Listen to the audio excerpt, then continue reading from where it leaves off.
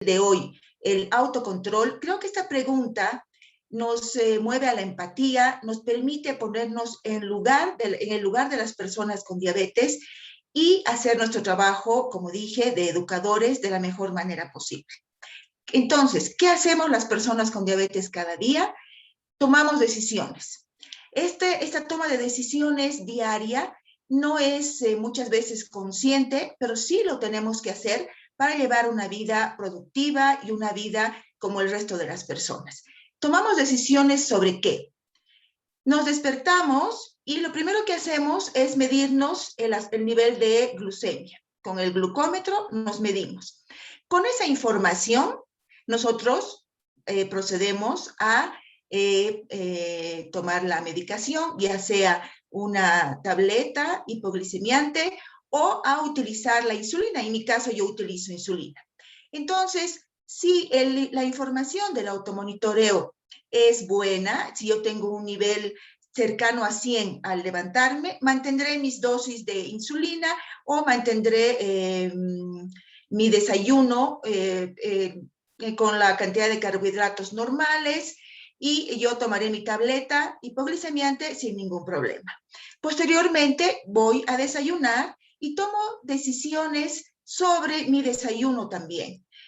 Si la información del automonitoreo resulta que me da una glucemia elevada para ayunas, entonces yo debo tomar una decisión sobre la cantidad de carbohidratos que voy a utilizar en mi desayuno, ¿no? La voy a corregir. Si yo uso insulina, podré utilizar un poco más de la dosis de la insulina rápida.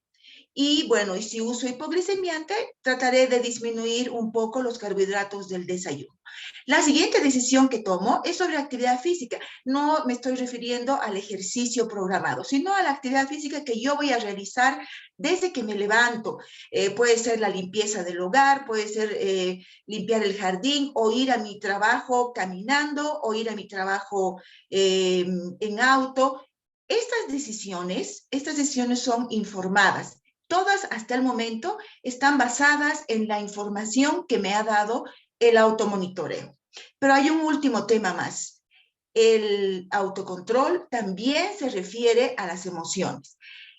Las personas con diabetes vivimos con este tema las 24 horas del día. No quiere decir que se convierta en un tema de preocupación o un obstáculo para realizar una vida normal. No, al contrario. La idea es que el autocontrol dé la posibilidad a la persona con diabetes de gestionar su diabetes de la manera más normal posible. Y ahí entra también el aspecto emocional. Aunque no parezca, la actitud de la persona con diabetes hacia esta condición de vida es sumamente importante porque define el estado de ánimo desde que se levanta. Si el automonitoreo me ha dado una glucemia elevada, ese día yo ya sé que no va a ser bueno y que voy a tener que estar corrigiendo en varios momentos mi actividad física, mi alimentación, en el caso de tipo 1, mis dosis de insulina, y ese estado de ánimo ciertamente no ayuda a un buen autocontrol.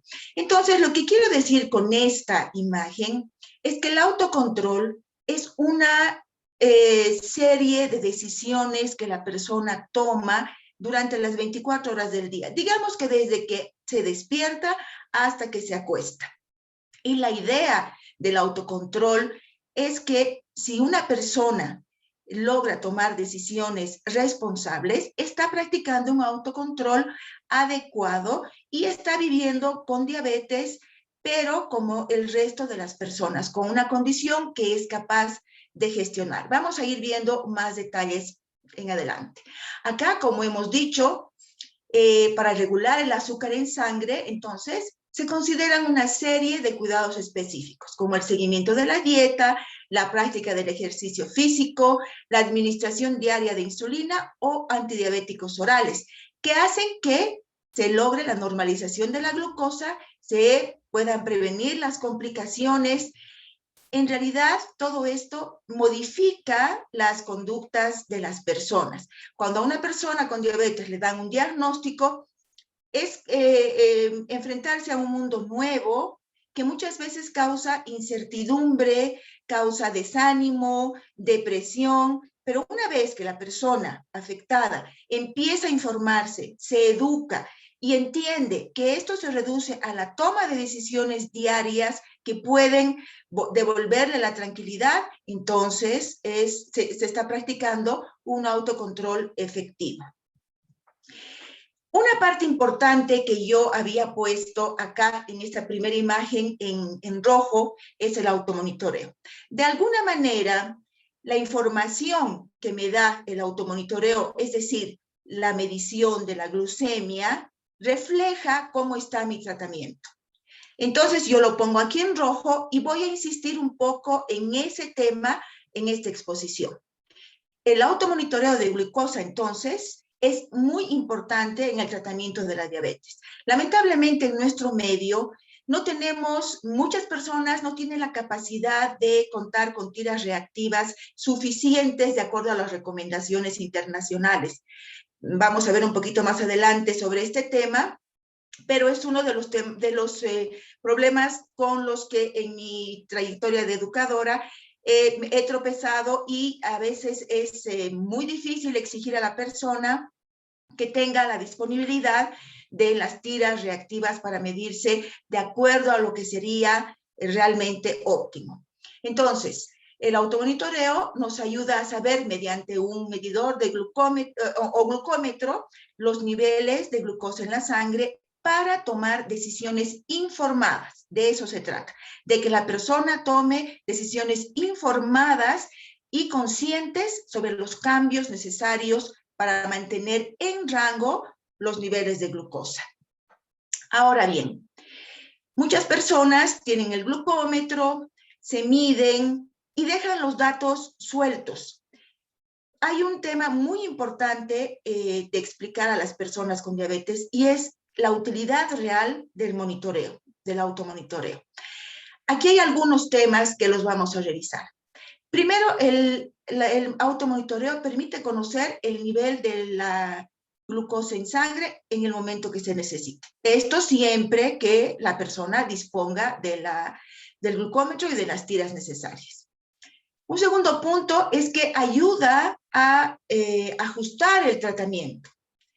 Y esto lo vamos a ver. Esto está basado en el registro de la información que la persona va consiguiendo con el automonitoreo. Porque este registro es una herramienta para el especialista para ver si el tratamiento indicado está dando resultado, para ver si la dosis de insulina es la adecuada, para ver si la alimentación que la persona está practicando es la adecuada, para ver si el ejercicio también es el adecuado o está faltando, en fin.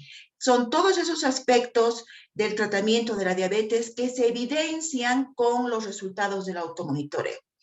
Por supuesto que sirve también para detectar momentos de hipoglucemia o de hiperglucemia.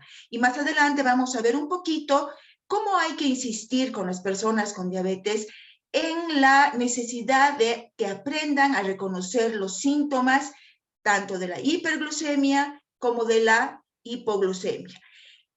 La utilidad del monitoreo también está en que cada vez que una persona siente un síntoma de baja de azúcar o de azúcar alta, aunque no distinga cuál es cuál, utilice su glucómetro y vea si esos síntomas que está teniendo en ese momento están efectivamente relacionados con una alta de azúcar o con una baja. Con el tiempo, si la persona hace este ejercicio de medirse cuando tiene los síntomas, esto le ayuda posteriormente a identificar lo que está sucediendo y a corregir de la mejor manera y de forma inmediata estos momentos de altas y bajas de azúcar. Entonces, acá insistimos que al llevar un registro de los resultados de la glucemia, entonces también podemos comentarlos con el especialista, tratar de analizar lo que está sucediendo, identificar un poco los factores que pudieron haber incidido en esa alta o baja, y de esta forma, nuevamente, la persona va relacionando su comportamiento con los niveles del azúcar en la sangre.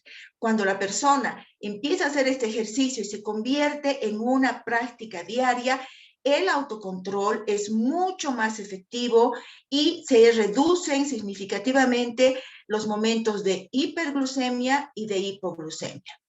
Finalmente, por supuesto, los resultados del automonitoreo ayudan a saber cómo responde la insulina, los medicamentos hipoglicemiantes, cómo responde el organismo a determinados alimentos, a determinadas horas, a determinadas preparaciones, al ejercicio o incluso a otras enfermedades.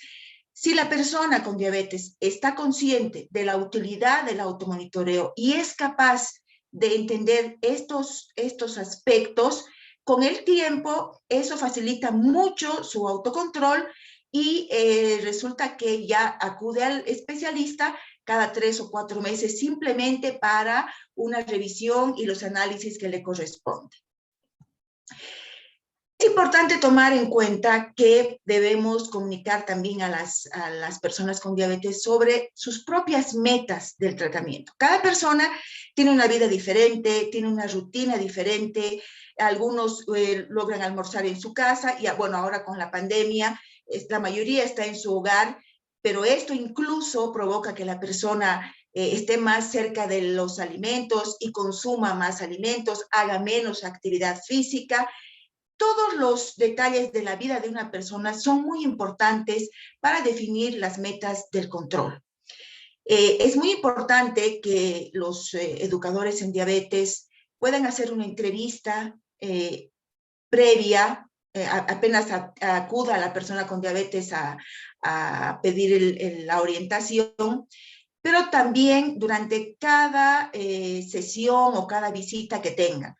¿Por qué? Porque es importante saber cómo se encuentra en ese momento la persona y así poder definir de manera conjunta las metas del tratamiento. La imposición no resulta. Esto se ha comprobado. Esto tiene que ser una negociación de actitudes, una negociación de toma de decisiones, porque eso sí es sostenible, eso sí es factible. No importa si llegar a la meta toma más tiempo, pero una vez que lo haga es por decisión propia de la persona y entonces eso se mantiene.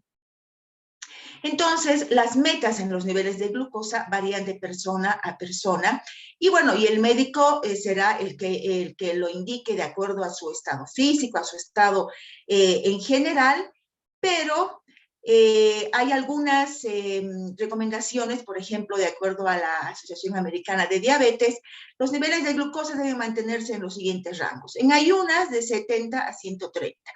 Hay personas que les es muy complicado levantarse con una glucemia menor a 130. Este es un tema que lo vemos mucho en las personas con diabetes y puede producirse porque hay la hiperglucemia del amanecer y si tratan de corregirla en la noche resulta que les baja el azúcar o si no lo hacen se levantan con más de 130.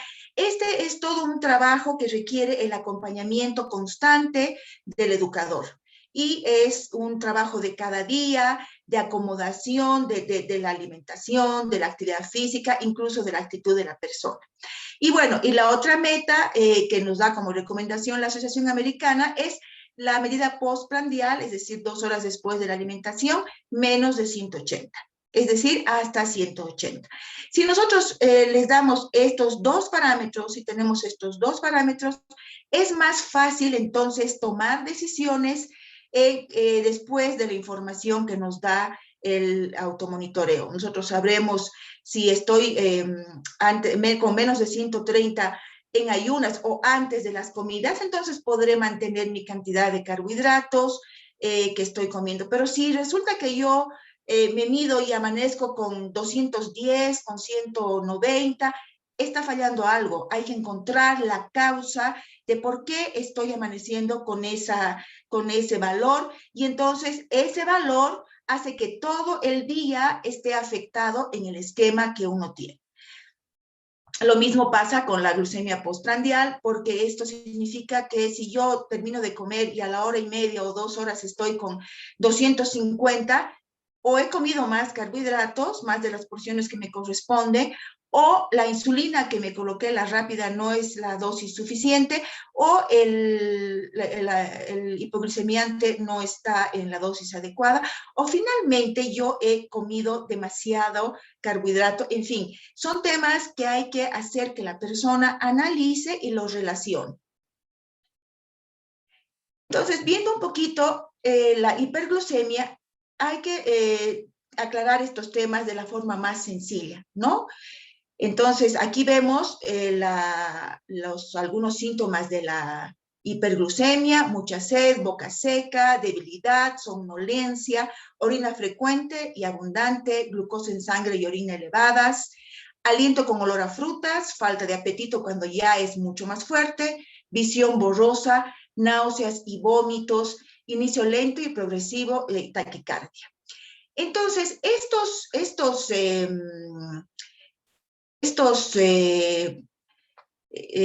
síntomas, si la persona es capaz de relacionarlos con lo que le sale en el glucómetro y además de buscar la información en el momento en que los está sintiendo, la próxima vez sabrá que eso se refiere a una hiperglucemia y podrá tomar las medidas necesarias. Luego veremos un poco sobre la hipoglucemia, caracterizada por niveles bajos, generalmente menos de 70 miligramos por decilitro, y con síntomas como el dolor de cabeza, irritabilidad, visión borrosa, temblor, sueño, somnolencia también, confusión, hambre.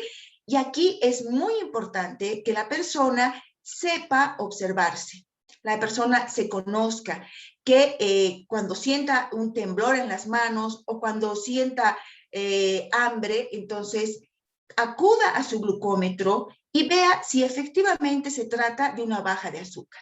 Si realmente es una baja de azúcar y está a menos de 70, explicarle que debe analizar qué ha causado esa baja de azúcar.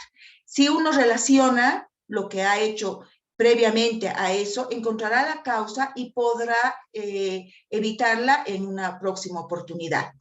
Ahora, hay síntomas como la visión borrosa o como el sueño que se pueden confundir entre la hiperglicemia y la hipoglucemia. Por eso es necesario verificar si realmente esto corresponde a una alta o una baja de azúcar. Indicar siempre que la hipoglicemia se debe solucionar de inmediato porque puede causar convulsiones y coma. En este tipo de indicaciones que nosotros debemos dar a las personas con diabetes sobre cómo evitar la hipoglicemia, por ejemplo, es necesario acudir a prácticas que puedan ser realizadas en cualquier lugar, en cualquier momento, ya sea en el trabajo, en el hogar, en la calle, porque de eso se trata. Nosotros, el papel de un educador es dar tips útiles, tips que puedan ser aplicados en la vida diaria. Por eso vuelvo a insistir en la primera pregunta de esta presentación. ¿Qué hace una persona con diabetes durante todo el día? Tiene que tomar decisiones y el educador en diabetes tiene que apoyarlo en tomar esas decisiones. Con relación a la frecuencia del automonitoreo, las recomendaciones internacionales son mucho más exigentes de lo que acá podemos lograr. La diabetes es una enfermedad cara. Primero, no todos tienen un glucómetro. Segundo, no lo tienen porque además no entienden su utilidad. El aspecto económico es acá preponderante. El disponer de más de 2 o 3 tiras por día ya es un lujo en nuestro medio. Claro que cada vez que aumenta más la información sobre el control de la diabetes, las personas saben que mientras más frecuentes son las mediciones de la glucemia, mejor control llevamos. Pero eso muchas veces no tiene mucho que ver con las posibilidades reales económicas de cada persona. Las recomendaciones son que la persona con diabetes tipo 1 tenga 4 a 7 mediciones al día. Eso muy pocas personas lo pueden conseguir en nuestro medio, mucho más ahora con la pandemia y con la crisis económica que estamos atravesando en el país. En el caso de las personas con diabetes tipo 2, las recomendaciones son de 2 a 3 veces por día. Eso es lo que en realidad estamos haciendo las personas con tipo 1 acá por este factor económico principalmente. Y las personas con diabetes tipo 2 se están midiendo pasado un día, pasado 2 días, y lamentablemente algunos especialistas les dicen, no, si usted tiene diabetes tipo 2, incluso puede medirse una vez por semana. Esto, bueno, esto responde a diferentes criterios y todos son legítimos. Sin embargo, es conveniente darse cuenta que si nosotros nos tomamos la glucemia pasado un día, no sabemos qué pasó en el día anterior, tenemos una información fragmentada, no es completa, no permite tomar decisiones correctivas y seguramente eso se reflejará en la hemoglobina glicosilada trimestral, ¿no es cierto?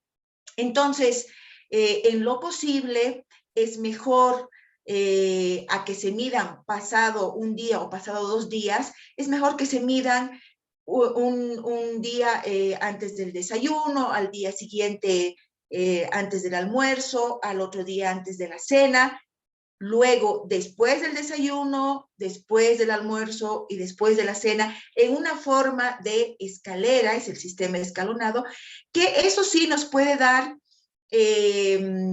una especie de fotografía de cómo ha estado la semana, ya que no podemos medirnos 3 veces al día, por lo menos podremos medirnos una vez al día y en diferentes momentos para tener una idea de cómo está al final de la semana, cómo ha estado en diferentes momentos nuestro azúcar en sangre.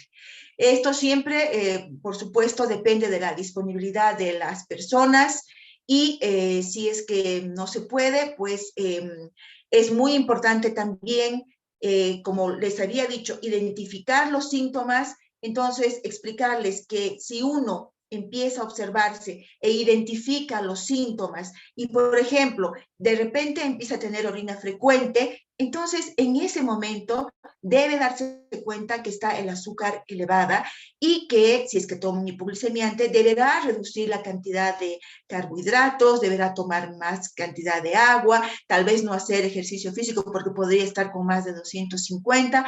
Son temas que hay que tratar de adecuarlos a la realidad de cada persona. Todos tenemos dificultades, hay épocas buenas y épocas malas en la vida de toda persona. Entonces, una persona con diabetes debe tener diferentes posibilidades, pero que le permitan lograr su autocontrol. Es muy importante que la persona se conozca, se observe y relacione lo que le está sucediendo, y eso se logra con información. Otra recomendación especial es medirse con mayor frecuencia durante los días de enfermedad. Las infecciones normalmente causan una subida del azúcar en la sangre y a veces la persona no tolera la alimentación y esto también puede causar una baja de azúcar. En fin, y esto es muy importante, aumentar la frecuencia de las mediciones en días de enfermedad es muy importante para el médico, porque esa es la información en la que se va a basar para definir qué camino tomar. Otros momentos en los que el automonitoreo es importante es si hemos cambiado de medicación. Si el médico ha tomado la decisión de que este tipo de medicamento no es el adecuado y ha cambiado, el organismo tardará un poco en acostumbrarse a este nuevo medicamento y uno mismo tendrá que acostumbrarse a la nueva actividad del medicamento, o si utiliza insulina, si cambió de insulina, cada insulina tiene un efecto específico, tiene horas pico específicas, tiene momentos en los que puede causar hipoglicemia o hiperglicemia si es que no se toman los recaudos. Es también muy importante entonces especificar cada acción de la insulina, pero en la vida diaria. Por ejemplo, si yo estoy utilizando una NPH, sabré que a las 8 horas, si me pincho a las 8, sabré que a las 8 horas, a las 16 horas, hará el pico y yo ahí tendré que medirme si recién he cambiado la insulina para ver realmente a qué nivel llego y tomar decisiones en consecuencia. Si no tuviera la capacidad de hacerme el automonitoreo, tendré que estar atenta a las 16 horas para ver qué síntoma tengo y tomar decisiones, ¿no? Entonces, los cambios de medicación exigen un automonitoreo más frecuente, tanto para el médico como para la misma persona. También, si yo voy a cambiar de régimen de alimentación por cualquier razón, tengo que medirme más frecuentemente porque tengo que ver cuál es el efecto de esos alimentos, de esa nueva dieta que estoy practicando en mi vida diaria, cómo me está afectando, o si yo decido empezar un programa de ejercicios o si dejo de hacer un programa de ejercicios. Todo esto exige un automonitoreo más frecuente para tener información y luego que yo ya me he adaptado a estas nuevas condiciones, entonces podré volver a mi ritmo normal del automonitoreo. Otro tema importante del automonitoreo es saber registrar la información del automonitoreo cada día y poder mostrar esto después al médico, ¿no? Acá tenemos una fotografía de una libretita que se utiliza en la Escuela de Diabetes del Hospital San Gabriel, donde tenemos la posibilidad de anotar la fecha, la glucemia de antes del desayuno, la glucemia de después del desayuno, antes del almuerzo, después del almuerzo, antes de la cena, después de la cena y antes de dormir. Eso sería lo ideal hacer todos los días, pero nuevamente mucha gente no tiene la posibilidad de contar con este número de tiras reactivas. Entonces podré hacer, si tengo la disponibilidad de 3 tiras por día, podré hacer 3 mediciones de antes de las comidas un día, al día siguiente podré hacer 3 mediciones, pero después de las comidas, y eso me dará una idea de cómo me está afectando la medicación, la alimentación, etc. A esta libreta le falta un espacio para anotar situaciones especiales. En la vida de una persona pueden ocurrir un montón de situaciones especiales que pueden causar estrés o simplemente pueden significar una reunión familiar, comidas que nos hacen salir del régimen, o si tengo una infección que también me va a alterar, o si he iniciado una nueva medicación. Esos detalles también son importantes de anotarlos junto con el registro de los resultados del automonitoreo, porque me van a permitir tomar decisiones posteriormente. Si me ocurrió esto en esta situación, pues tomaré los recaudos para que no vuelva a ocurrir. O por lo menos trataré de evitar situaciones de estrés o trataré de controlar mi ingesta de alimentos en una reunión, etcétera. Esto es muy importante para el médico, pero también para la persona. Si la persona tiene un registro adecuado de sus glucemias antes de las comidas y después de las comidas y relaciona con lo que ha hecho, seguramente su control va a ser más efectivo y su toma de decisiones también será informada y más responsable. Algunos tips para el automonitoreo. Muchas personas sobre todo las personas, los niños y las personas de la tercera edad, se niegan a hacer un automonitoreo frecuente, porque señalan que tienen demasiado dolor en las yemas de los dedos y se sienten agredidos. El automonitoreo significa para ellos una agresión. Hay que tratar de dar algunos tips, como vamos a ver. Ustedes saben que esas son las zonas de punción en las que hay menos sensación dolorosa y aparentemente mayor irrigación. Es más fácil obtener una gota de sangre de la zona que está alrededor de la uña, ¿no? La primera recomendación es siempre lavar las manos, mantener la higiene y secar completamente. Luego mantener el brazo hacia abajo para aumentar el flujo de sangre hacia la punta de los dedos. Si hace frío, generar un poquito de calor para que la circulación aumente y podamos obtener una gota de sangre en la cantidad necesaria.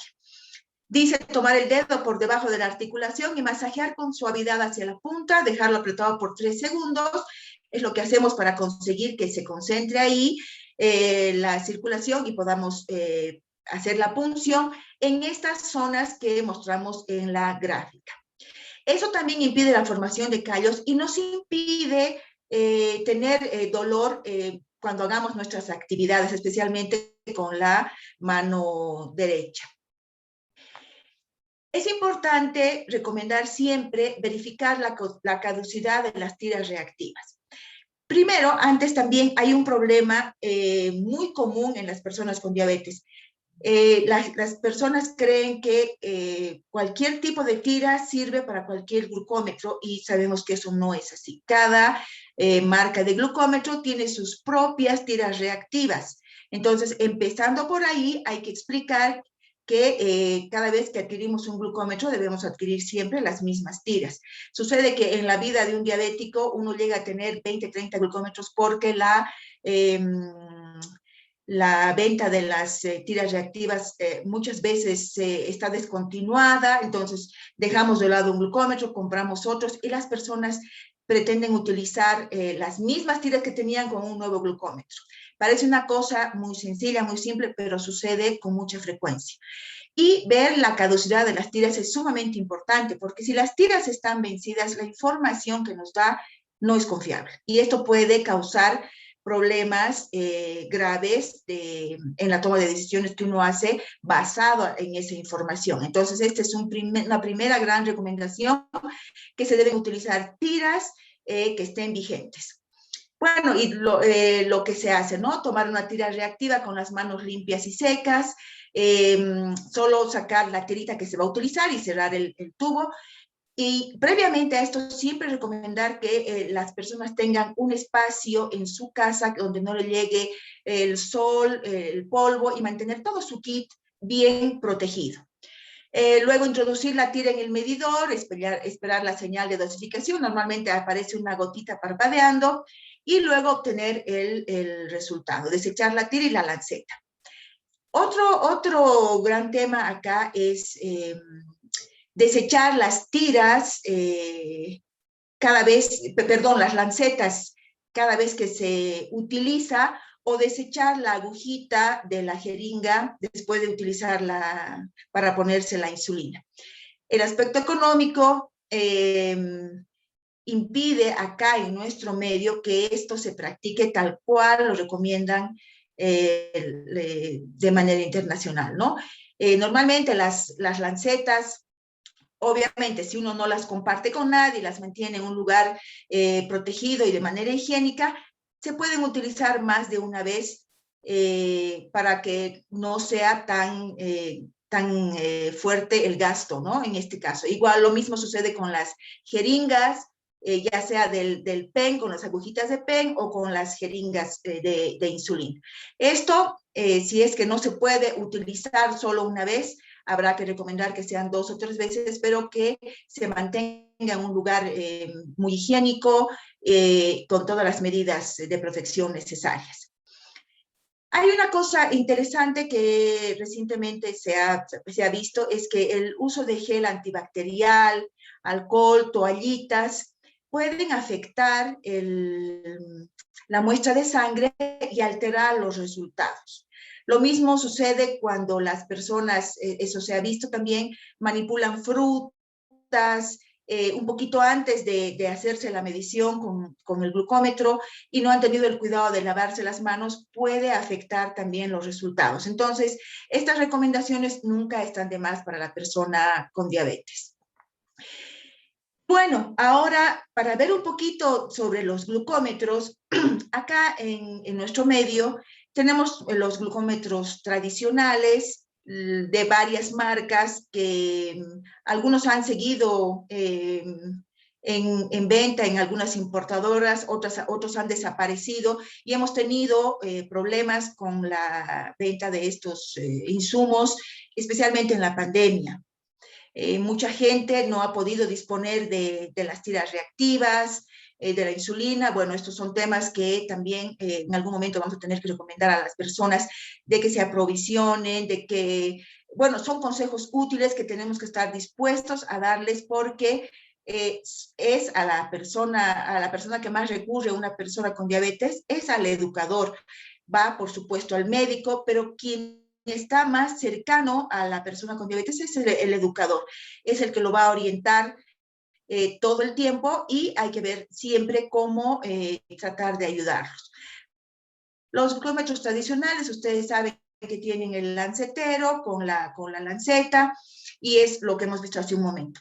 Ahora, actualmente hay glucómetros que son menos invasivos, que requieren mucha menos cantidad de sangre. Incluso ya no necesitamos poner la gota de sangre encima de la tira, sino más bien acercarla y la tirita absorbe. Estos glucómetros requieren una mínima cantidad de sangre, por lo tanto el pinchazo es muy leve y no causa dolor. Pero aún más hay glucómetros ahora no invasivos. Ya hay muchas personas acá en Bolivia que están utilizando estos glucómetros que funcionan sin pinchazo y que funcionan en base a un catéter que se incluye, que se pincha por única vez en diferentes lugares, por ejemplo, en el brazo. Es un sensor que se coloca en el brazo que emite una señal al glucómetro, ¿no? Y son 1 o 2 o 3 segundos para que nos dé el resultado. Estos glucómetros no los tienen muchas personas porque todavía no son muy accesibles. Entonces, estos funcionan a través de 2 sistemas de medición. Una es la monitorización rápida.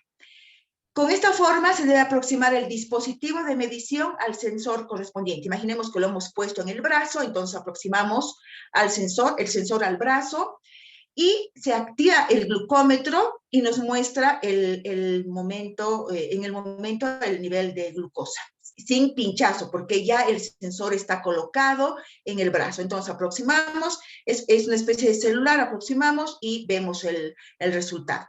Y la monitorización continuada, que es el mismo proceso, pero además nos da mayor información sobre los niveles de las últimas horas. ¿Cómo se coloca y cuánto dura el sensor en estos glucómetros no invasivos?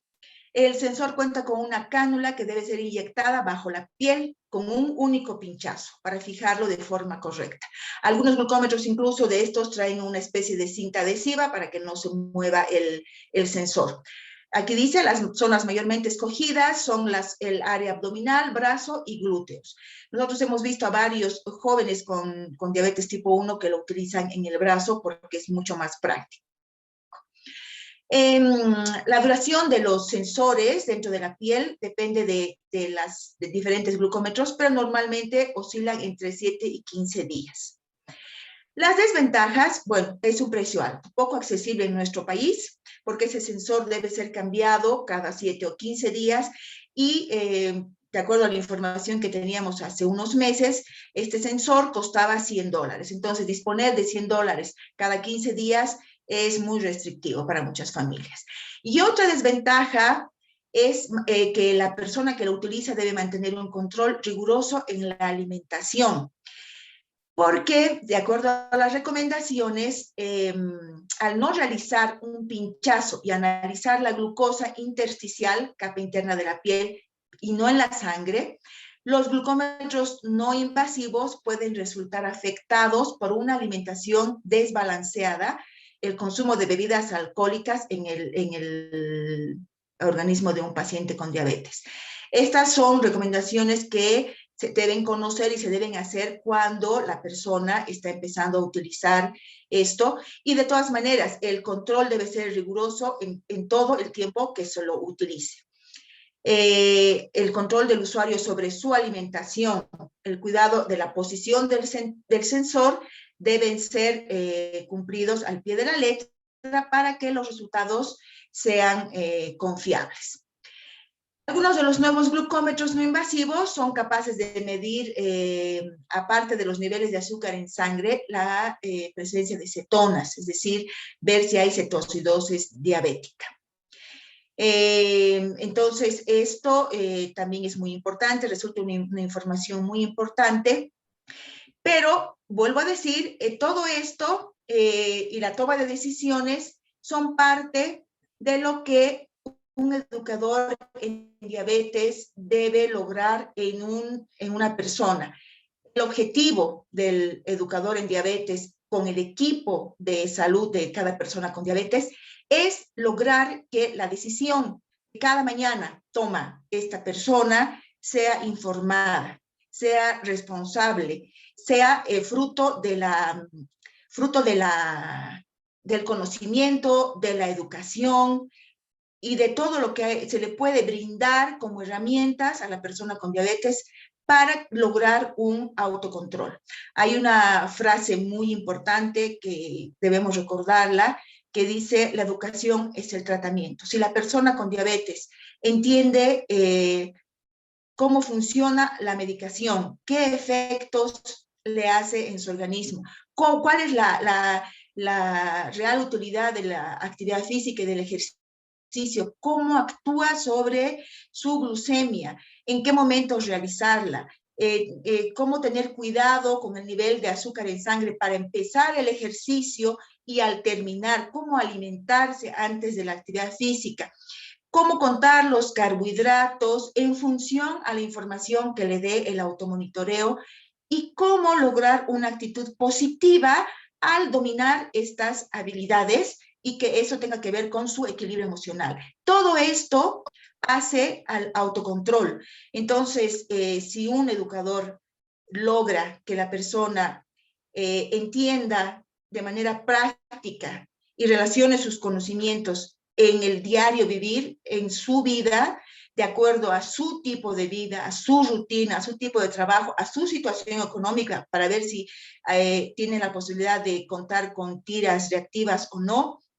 Todo esto afectará a su equilibrio emocional y es, de hecho, si una persona con diabetes tiene una actitud positiva ante su condición y tiene la seguridad de que puede tomar decisiones y ha vencido la incertidumbre, entonces sí se está logrando la práctica del autocontrol y con eso la prevención de las complicaciones y el hecho de poder llevar una vida productiva igual que el resto de las personas.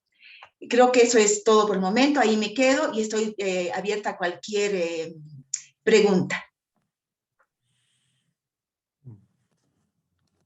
Muchas gracias, Sandra, de verdad que gusto, muy completo y muy importante todo lo que se ha podido compartir.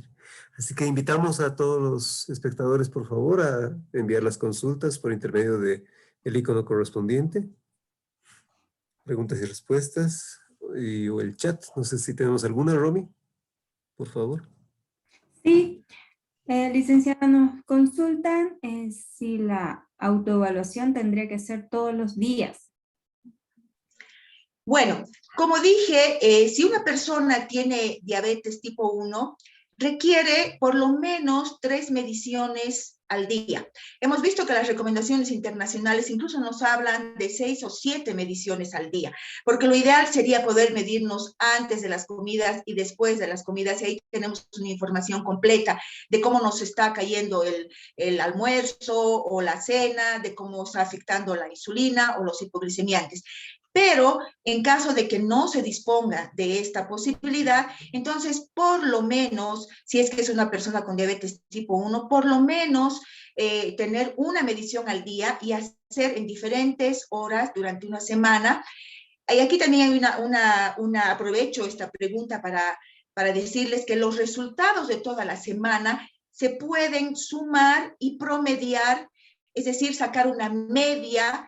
Si digamos yo tengo 7 resultados, los sumo y los divido entre 7 y me sale menos de 180, estoy en un control adecuado. Pero si me sale el promedio más de 180, no estoy en un control adecuado y puedo tomar decisiones sobre eso.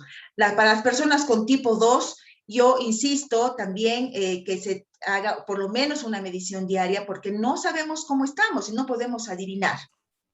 Perfecto, muchas gracias, licenciada. También algo que nos consultan frecuentemente, incluso a nosotros, ¿no?, que estamos en la parte de medicamentos, es cómo saber cuál es la mejor elección para el uso del glucómetro, ¿no?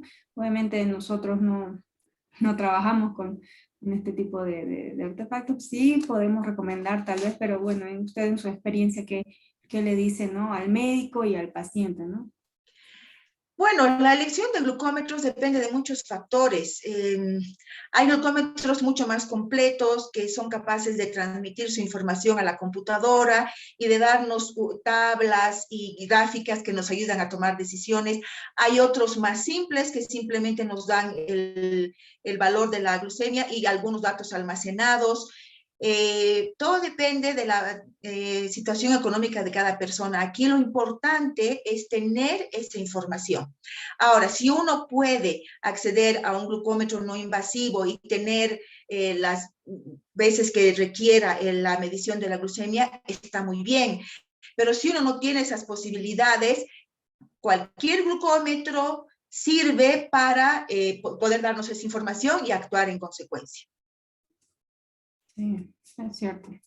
La cosa es que nos dé un resultado, ¿no? Que pueda servir de guía. Así es. También me preguntan, ¿en qué caso se puede realizar el cambio del tipo de insulina?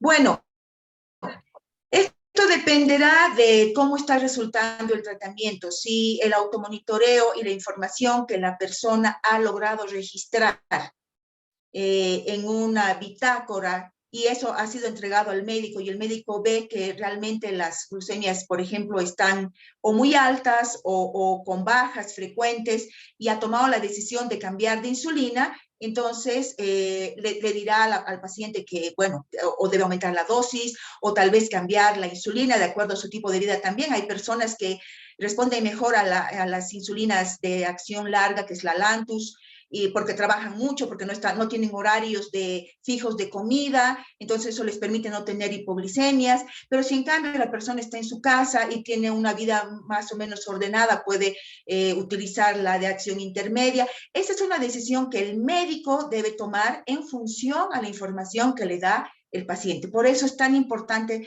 que la persona con diabetes registre los valores y los entregue al médico para que la decisión sea tomada en función a esto. No es aconsejable que la persona cambie su insulina sin consultar al médico. Muchas gracias, Sandrita. También hay una pregunta en el chat donde dice, ¿existen unas tiras para orina que marcan glucosuria? ¿Se puede utilizar en el autocontrol? Bueno, hace muchos años, cuando no existían todavía acá las tiritas reactivas que actúan con una gota de sangre, utilizábamos las tiras de glucosuria. Estas tiritas las poníamos a la orina y nosotros veíamos que se marcaba de amarillo hasta azul. Si se marcaba amarillo, quería decir buen control, iba oscureciéndose, y azul significaba más o menos 300. Y digo más o menos porque ese es el problema de las tiras de glucosuria. Si bien pueden darnos una ayuda, es un indicador de cómo está nuestro control, no sabemos exactamente la zona amarilla, por ejemplo, cuánto significa, ¿no? Y tampoco sabemos si al medio está en un color naranja, no sabemos si es 180, si es 250.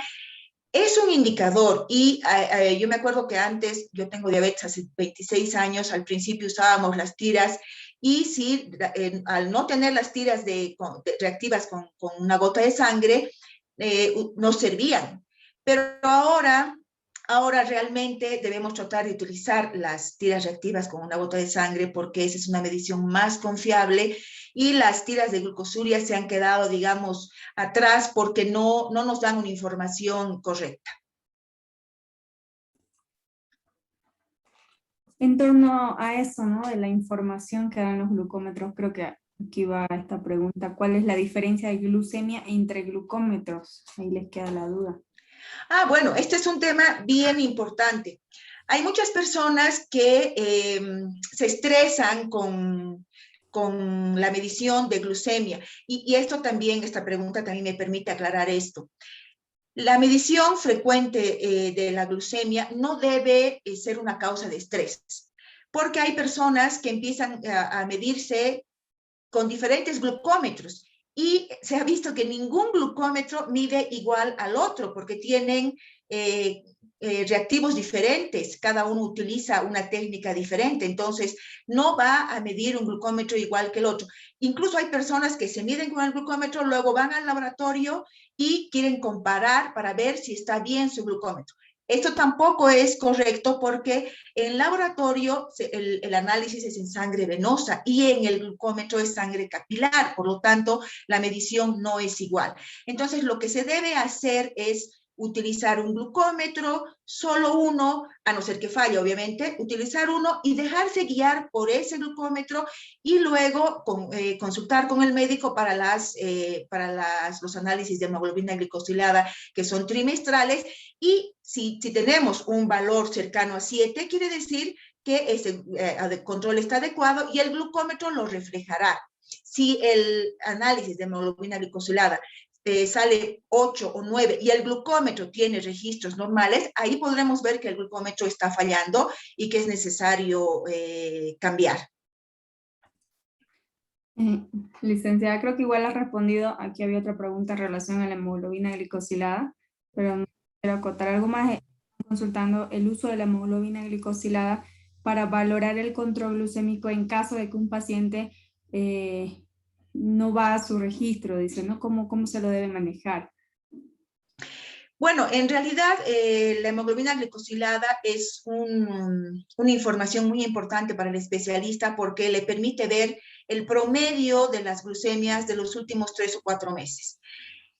A pesar de que la persona pueda llevar el registro donde el médico y tenga los valores más o menos cercanos a los normales, pero resulta que la hemoglobina glicosilada nos refleja más de 7%, que digamos un 7.5 o 7.6, que en promedio significa unos 230 o 240, sabemos que esa persona está casi todo el tiempo con glucemias entre 200 y 250.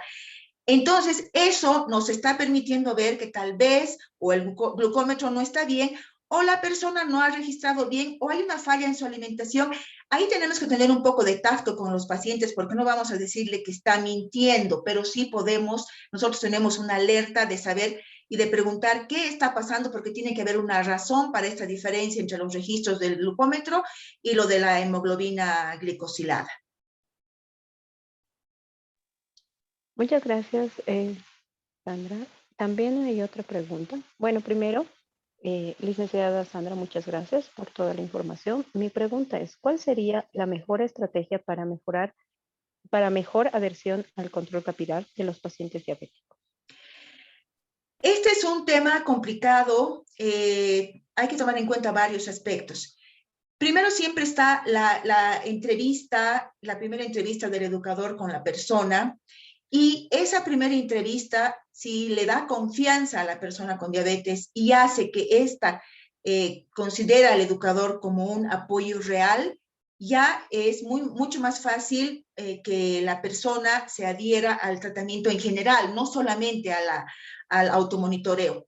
Entonces, muy importante es la confianza que pueda generar el educador con su paciente para que después tanto esta idea de que se mida 2 o 3 veces al día o que coma menos carbohidrato o que haga ejercicio, todo esto sea aceptado en un ambiente de negociación. El tema de la negociación con las personas es sumamente importante, no la imposición. En el caso de la adherencia al control capilar, si la persona realmente se resiste, habrá que empezar con 1 vez al día, con 2 veces al día, porque nosotros podemos decirle, tienes que medirte 4 veces al día, pero eso puede ser que lo haga los primeros 3, 4 días y su estado de ánimo no va a colaborar con lo que nosotros tenemos que lograr a largo plazo. Lo que nosotros tenemos que hacer es lograr la adherencia a largo plazo y que de modo que sea sostenible. Entonces, esto es con mucha paciencia.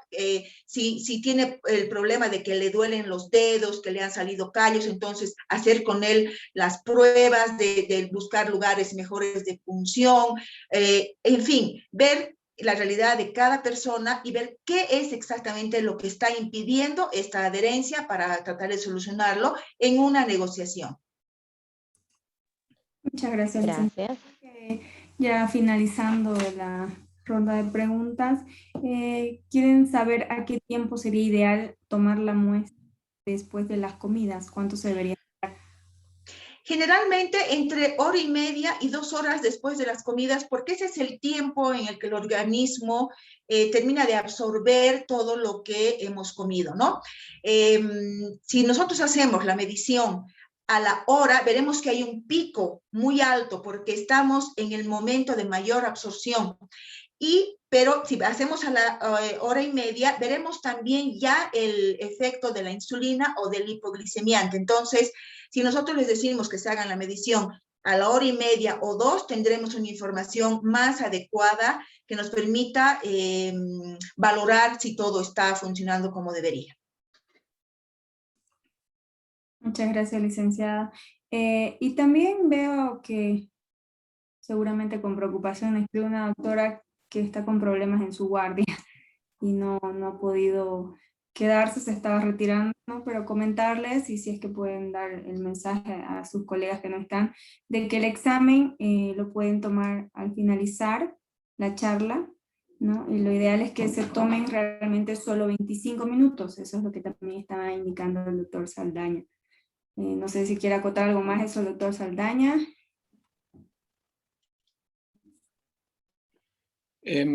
Sí, bueno, primero agradecer a la licenciada, ha sido una excelente exposición.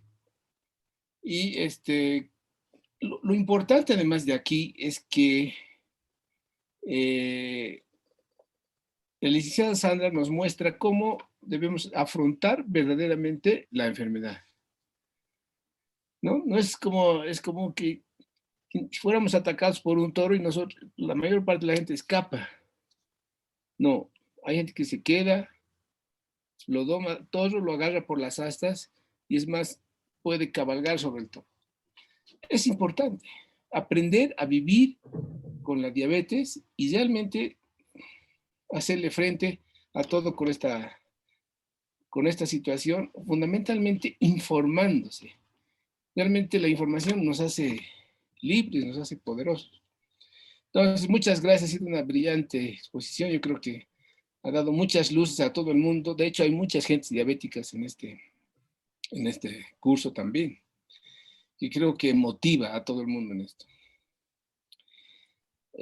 Con relación al examen, pues no se estresen tanto, pero yo creo que terminando aquí vamos a hacer una segunda ronda de examen. Cumplan los 25 minutos, es importante porque si uno se extiende, pues no. Es importante los 25 minutos.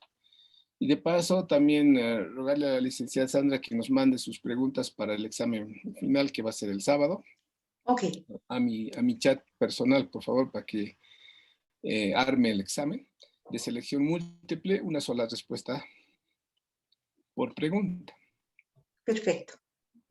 Entonces, bueno, no sé si no hay nada más, pues podemos dar comienzo otra vez al examen. Ya, doctor. Entonces, las personas que no hayan dado el examen, no vayan a dar 2 veces, porque eso no. Van a dar su examen. Además, se han de dar cuenta que ustedes terminan de dar el examen, lo mandan y automáticamente tienen su nota. O sea que todos saben qué nota han tenido y si lo han aprobado o no. Muy bien. Perfecto, doctor. Si le parece, copiamos nuevamente el enlace en el chat. Yo lo estoy colocando ahorita. Listo. Eso. Para aquellos que no llegaron a tiempo y reiterando la recomendación de los minutos correspondientes. Sí. Exacto. Mientras tanto... 48. Sí, doctor. 48, 49. Bueno, muy bien. Invitamos tal vez a la señora Sandra Verdúguez para una despedida de esta noche, de este seminario, por favor. Sí, muchas gracias, Gustavo.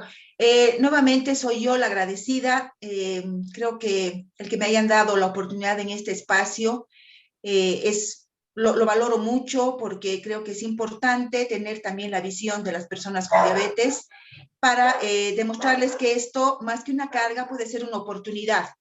Y animo a los educadores a considerar esto, a tener mucha empatía y a no desmayar ante los intentos. No es muy fácil este tema de educar a las personas con diabetes, pero se requiere de mucha fe, paciencia y los resultados cuando se los logra son muy alentadores. Así que muchas gracias, doctor, gracias a Inti y hasta cualquier momento.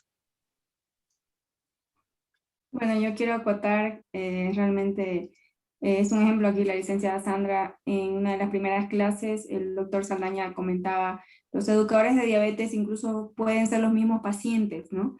Y yo creo que la licenciada Sandra más que todo se ha apasionado por ese aspecto, ¿no? Que ella ha sido paciente y ella al querer realmente llevar un buen control, ha ido estudiando, se ha ido capacitando y siempre hay que servir, ¿no? Entonces esa información es lo que nosotros sabemos que ella siempre hace, ¿no? Brinda la información a a todas las personas que sufren esta misma enfermedad que ella. Así que muchas gracias y gracias a todos nuevamente por haber participado, ¿no? Los esperamos mañana, por favor, puntuales.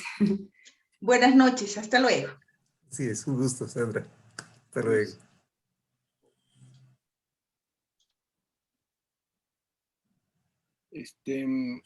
Entonces, mañana empezaríamos a las 19:30, como de costumbre, porque no hay examen. Sí, doctor, por favor. Y el sábado, obviamente, 19:30, y el examen va a ser al terminar la última Al charla. finalizar. Tiene que entrar la última charla también en la pruebita. Claro. El link para el ingreso de hoy día va a servir también para mañana y pasado. Sí, doctor, Así es es. el mismo para los 3 días. Exacto. Para cerrar.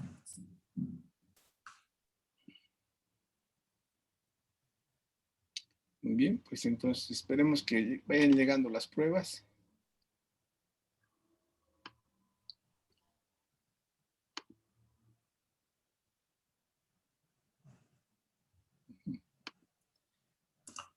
Están consultando cuánto es la nota de aprobación.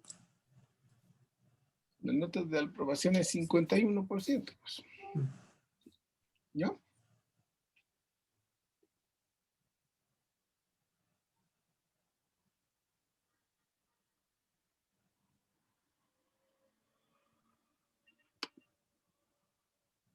Para las personas que no pudieron ver su nota, hay una doctora que nos dice que no pudo ver.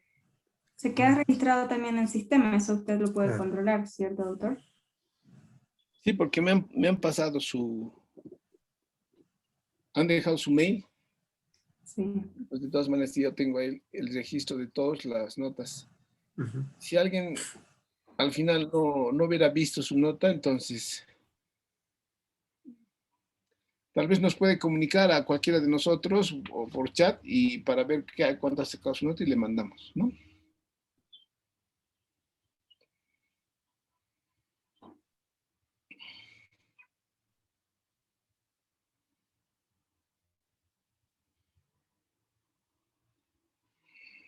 Entonces,